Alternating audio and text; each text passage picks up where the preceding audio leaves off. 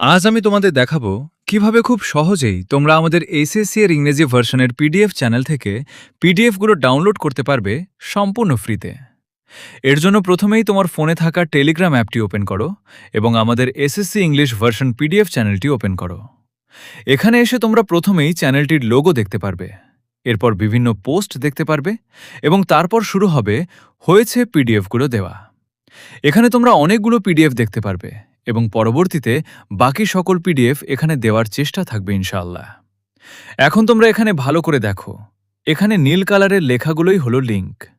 তো আমরা যদি কোনো একটা পিডিএফ ডাউনলোড করতে চাই, তাহলে দেখো আমরা বায়োলজি ফার্স্ট পেপারের এই লিঙ্কে ক্লিক করলাম, তারপর ওপেন করে ব্রাউজ সিলেক্ট করতে বলবে। দেন আমরা ব্রাউজার সিলেক্ট করলাম। এরপর তোমাদেরকে সরাসরি আমাদের ওয়েবসাইট নিয়ে যাবে। এখানে এসে তোমরা দেখতে পারবে ওই বই সম্পর্কে একটি আর্টিকেল লেখা আছে এবং একটু নিচের দিকে গেলেই দেখতে পারবে এখানে 3টি ডাউনলোড লিঙ্ক দেওয়া আছে। এখানে কোনো সময় 3টি অথবা কোনো সময় 5টি ডাউনলোড লিঙ্কও দেওয়া থাকতে পারে এবং এটার নিচেই তোমরা দেখতে পারবে পিডিএফ ডাউনলোডের টিউটোরিয়াল ভিডিও দেওয়া আছে। তোমরা চাইলে এখান থেকেও দেখে নিতে পারো।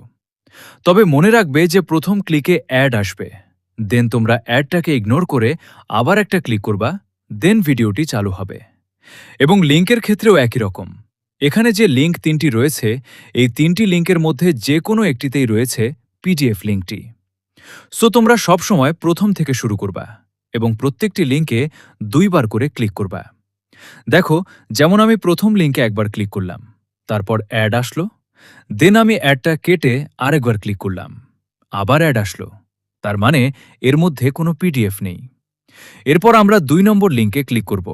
এখানে এখানে ক্লিক করলে দেখো জিমেইল সিলেক্ট করতে বলতেছে, মানে এখানেই পিডিএফ লিঙ্কটি আছে।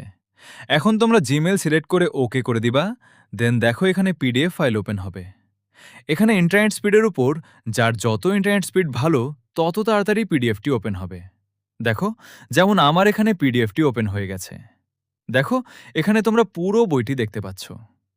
এরপর এটা ডাউনলোড করার জন্য তোমরা উপরের দিকে 3 ডট পাবে। এই 3 ডটে ক্লিক করলে এখানে তোমার একটু নিচের দিকে ডাউনলোড অপশন দেখতে পারবে। এখানে একবার ক্লিক করলেই পিডিএফটি ডাউনলোড হয়ে যাবে।